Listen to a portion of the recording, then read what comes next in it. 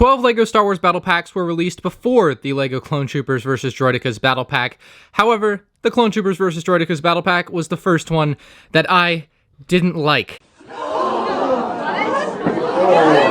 need to leave! We'll get into that, but this is set number 75000, so this was actually the first in the new lineup of LEGO Star Wars sets that switched from 4 numbers to 5 numbers that most people know today.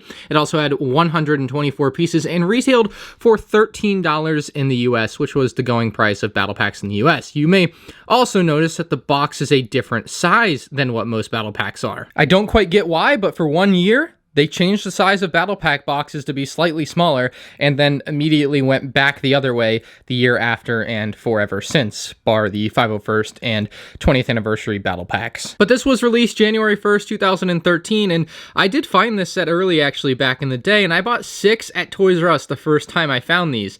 And then throughout the entire rest of the lifetime of the set, I don't honestly know if I bought more.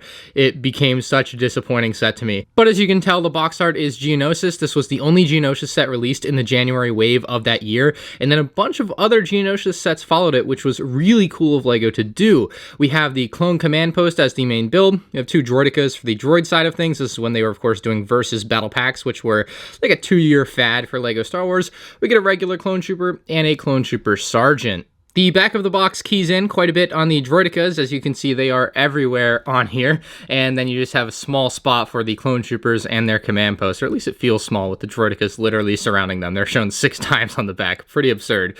But yeah, we're going to open this up and see what the unboxing experience was like.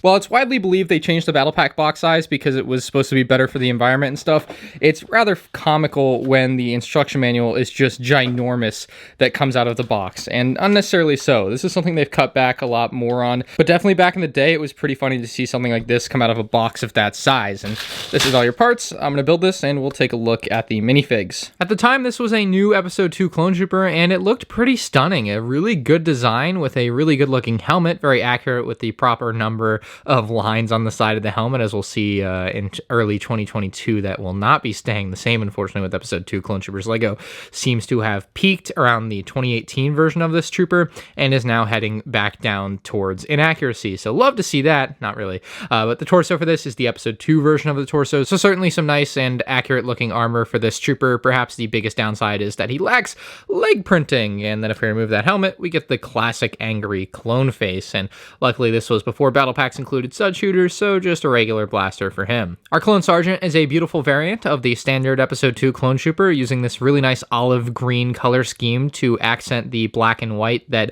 is the Episode 2 Clone Trooper.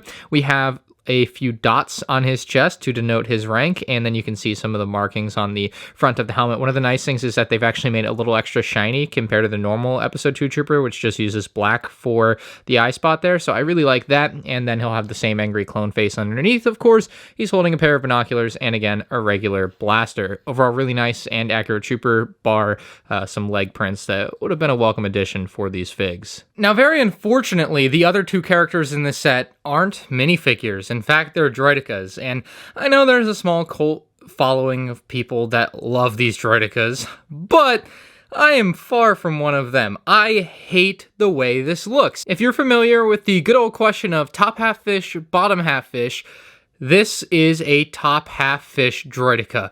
It is ugly up top, and it's pretty good down low, actually. It's very surprising how, like, half the build is actually good down here. You have the 3 legs that are posable, and then the top half of the build just goes to crap very easily. It looks like it's been squished down. It just looks, quite frankly, terrible in my opinion. Obviously, there's going to be people that disagree, whatever, but I don't like the way this looks at all.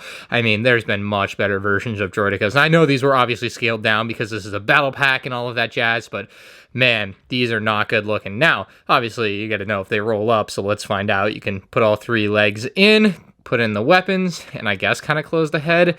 Is that going to roll? No. I mean, kinda rolls. I don't know, dude. It's just not that good looking. All right, so that's the way I see it. I don't think these are very good Droidekas. In fact, I think they're pretty much bottom of the barrel. I think it'd be way cooler if you got like a Droideka and then a couple battle droids, or a battle droid and a super battle droid, just to like really flesh out your droid army. I think it would make this battle pack much better. But yeah, get these out of here. Fortunately, this set actually had a more than decent build. The clone command post in this set is the best version of it LEGO has ever made. It's far from perfect scale, as they're pretty big in universe, but for a battle pack build, this is really respectable, and it was something outside of the box. I mean, usually it's speeders and walkers, and this is just something completely different, and something I really liked from LEGO Star Wars. It also very well hid the flickfire missile on the set. You might not even be able to figure out where it is until I show it to you. It's pretty cool that the feature's there, but you don't have to have like the visual takeaway like a lot of models tend to have with a feature like that. But we have this nice front barrier on the front that's done in dark red. It's got the grill tile. Always love that piece. You have a nice base to it as well, a little bit of a wide base so that it's nice and stable. You don't have to worry about it rocking back and forth when you push down on it. That's nice. You have these walls built up on the side that basically block off entry, but something cool about that is they can actually drop down and basically be ramps to allow you to walk on into the command post. So you can have your clone troopers come along, walk up the ramp, and into the command post. Pretty cool when you look at it that way. There is a control panel there, which is really outdated nowadays. I mean, they used that piece for a long time, and it doesn't feel super Star Wars-y, but I think it got the point across at least, so it's got that going for it. And then as we move to the back, we kind of have this radar dish here, which looks really cool. You can actually spin it as you want. I personally always had to make sure it lined up perfectly, or else it would just throw me off massively. And then you can see on the back, there's actually a couple spots here where you can put your clone trooper.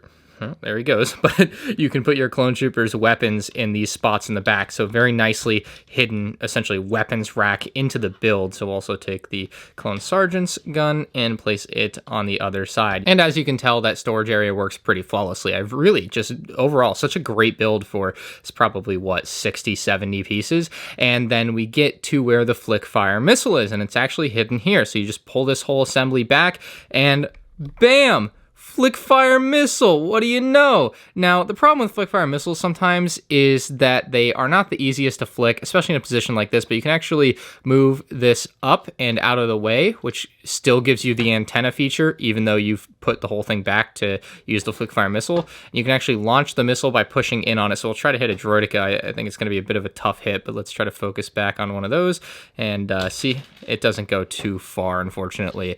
It probably works better if you actually flick it, but the problem with actually flicking is that it hurts. So there's that too, but if we line it up, give it a good flick, you can see it hit the Droideka and bounce back, and it was a lot of focus there, but you get the point. It can work a lot better if you just hold it down and flick it, but I'm kind of a fan of the derpy little just push it, and I guess it's gonna explode on your clone sergeant in there. Speaking of, there's a couple studs there, so you can place the clone sergeant down, and he can command the other clone trooper wherever he is and have him go out and fight. And of course, if you get more of these battle packs, you can have more command stations and more clone troopers and stuff like that. So let me give you my final thoughts on this thing. This is a versus battle pack, and as such, it truly is a tale of two sides. We have the Droidekas, which are just terrible and revolting to me, and then we have the clone side of things with a great episode 2 clone trooper, a clone sergeant. You have a great weapons rack, great built-in feature that's very well hidden with the flickfire missile, and a sneaky top 5 probably battle pack build, a unique yet accurate build to what you would see in the movie, albeit downscaled quite a bit.